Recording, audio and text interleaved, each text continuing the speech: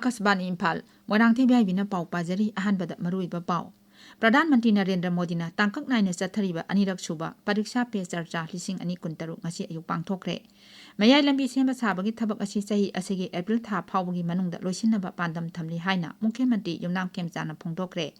Security Force na Kangpokpi Jilagi Olmung Solung amasung Langjol area de ekar 18 lomda tharamba popi pambi sing yantatuna mangankre amasung Haujik chathariba nongchu Bengal ge Special Intensive Revision asida Permanent Resident Certificate su saktakche ama oina sijinaba yaragani haina Election Commission na khangankre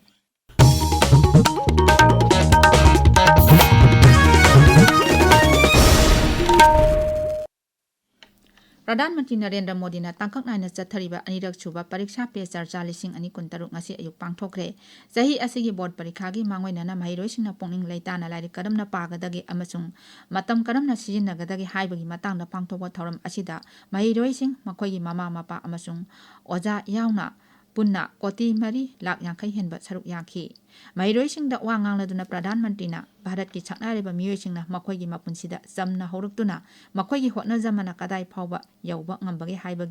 haiba asidagi tamjanabasu pauktak piki Sri Modi na makhatana hai mahiroisingna laibak asigi tongan ba mafamdasu pariksha pe charcha asi pangthokpinaba hairakpagi matung inna Tamil Nadu ki Coimbatore, Chhattisgarh ki Raipur, Gujarat ki Devamogra amasung Assam ki Guwahati dagi mahiroisinggasu unaduna thoram asi pangthoki Pradhanmantri na hai मेरे प्यारे साथियों परीक्षा पे चर्चा के इस महत्वपूर्ण addition में आपका बहुत बहुत स्वागत है इस बार परीक्षा पे चर्चा कुछ अलग है कुछ खास है बहुत सारे स्टूडेंट्स ने मुझे ये सजेशन भेजा था कि देश के अलग-अलग हिस्सों में भी परीक्षा पे चर्चा होनी चाहिए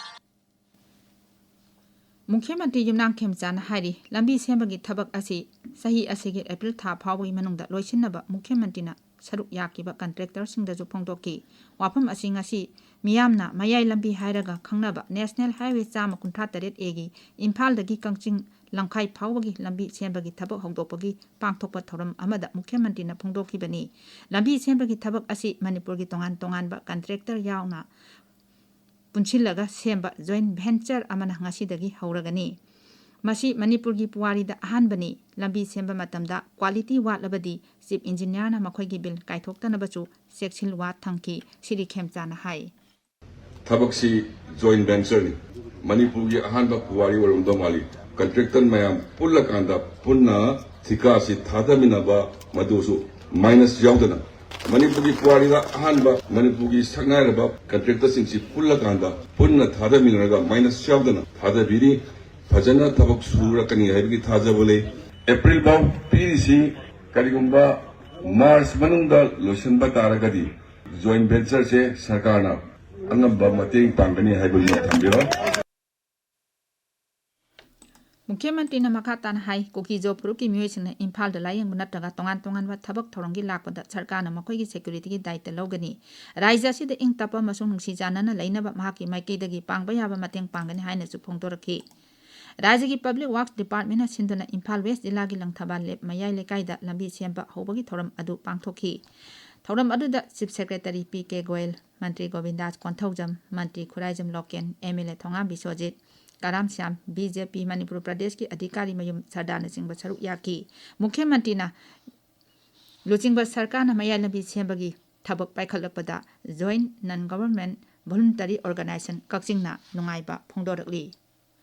Security Force na Kangpokpi Jilagi Kangchup Police Station na konba Olmung Solung amasung Langjol area gi lam ekar 18 lomda tharamba popi pambi sing ngarang yantatuna mangankre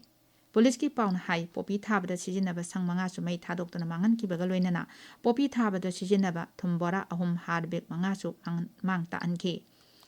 mafam aduda leiramba genbo bike anisu security na phagatle pau asina makhatana hai none jila gi nungba police station na konba lenglong amasung Talkhang area da security force ki kangbu amana thibomba gi thabak chathabada khusu khalai kya phagatle Tengnopol jila gi Molnoi village area da su ngarang security force na thibomba gi thabak chathabada khusu khalai kya phagatle Ukhul jila gi Litan khulda Kanglup anigi marakta ungkhatnaba thorakpadagi Okhul District Magistrate na Litan Village akoibada ngarangdagi curfew thamjinkhre makha taba pandamda pamdaba thodok thokdanaba security gi akanba sexual thorang lokhatle Lambui lengang singdagi Litan thong phauba Mongkot Chepu Sangkai Village Mahadeva Yaulena singba tongan mafam singda Central Force amasung State Force ki masing yamlaba personnel sing thamduna sexual thorang lokhati khongthang asi Okhul Jilla gi Litan khulda Kanglup anigi marakta ungkhatnaba yabagi phibam lerakpadagi ngarang numidang pung 8 tagi BNSS lising ani kulhumdoi gi section chamo humdoi gi makhada miyamna yumdagi mapal thoktanaba Okhul gi district magistrate na athingba thangkraba matung lokhalakpani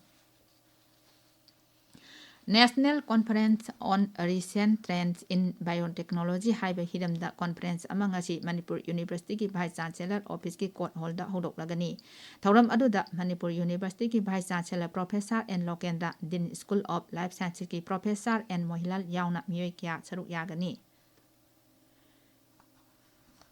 Tadubi Vidhan Sabha Kendra oina pangthokiba special summary revision gi draft electoral roll ngasi lamphel pata leiba chief electoral officer Manipur gi office ta ngasi phonglagani Film Forum Manipur gi Cine of the Day ngasi pangthoklagani Imphal gi Manipur Press Club ta pangthokadaba Cine of the Day asi All Manipur Cine Equipment and Handlers Association na Film Forum Manipur ga khusamnaraga pangthokpani Tharam asida film forum gi chairman Khangebam Kolesor yauna tongan ba filmmaker kayasu saruk yagani tabiriba pawasi Akashbani Imphal dagini Election Commission hari Nongchu Bengal da hojik chathariba electoral roll ge special intensive revision asida permanent resident certificate su saktakche ama oina sijinabi yai Election Commission Nongchu Bengal ge chief electoral officer irakpa chithi amagi matung ina lising ama samapan mafdramapan November anida Raija Sarkar da aiba cherol ama pikraba matung tongan ba hukum sing thokduna domicile natraga permanent resident certificate asi saktakche oina sijinabi yagani haina khangan ba laikre Commission asina Electoral Registration Officer ERO amasung Assistant Electoral Registration Officer AERO singda Representation of People's Act makhada ayaba piraba authority sing District Magistrate Additional District Magistrate SDO amasung Kolkata gi Collector na piba Permanent Resident Certificate khaktamak lawnabasu khangankre Pradhan Mantri Narendra Modi na ngasi Seychelles ki Rashtrapati Dr. Patrick Harminiga New Delhi da wari sanagani wari sanaba aduda lusingba anina leibak anigi marakta hena tengbang pinabagi matangda khanagani Siri Harmini na Rashtrapati Draupadi Murmu gasu ngasi numidang wairam Rashtrapati babanduk naduna wari sanagani Siri Harmini namit taruk nigi khongchatta ngarang bharatta thunglakibani mahakpo airport kendragi Mantri Anupriya Patel na harau tayam okay Ekoi Akashbani Paumin hai Seychelles asi Indian Ocean region da Bharat ki yamna naknaba mari ama oiri amasung Bharat ki policy mutual and holistic advancement for security and growth and cross region Mahasagar gi asoga suruk amasu oiri Seychelles ki Rashtrapati gi khongchat asi leibak ani gi marakta kutniti gi oiba mari thamlakpagi sahi yangkai subagi common thaurangi saruk amani Uttar Pradesh Vidhan Sabha gi budget ki mifam Rajyapal Anandiben Patel gi Bachon galoina na audok lagani Selthum Mantri Suresh Khanna senba chahi lising ani kuntariki budget ngasi sabha da puthokani namit humni gi khongchata Chhattisgarh da leiriba Gृह Mantri Amit Shah ngasi Jabalpur da pangthokadaba Bastar Pandum Festival losenbagi thoramda saruk yagani aroibada maruiba pau amo Pradhan Mantri Narendra Modi na tangkak naina chathariba Anirak suba pariksha pesar chalising ani kuntaruk ngasi ayuk pangthokre mayai lambi sem sabagi thabak asi sahi asigit April tha phawbi manungda loisina pandam thamli haina Mukhyamantri Yumnam Khemchana phongdokre Security Force na Kangpopi Jilla gi Onlung Solung amasung Langjol area de ekar kuntare lomda tharamba popi pambi sing yantatuna mangan kre amasung aujik chathariba Nongchuk Bengal gi Special Intensive Revision asida Permanent Resident Certificate su saktakche ama oina sijinaba yaragani haina Election Commission na khangan kre paulejare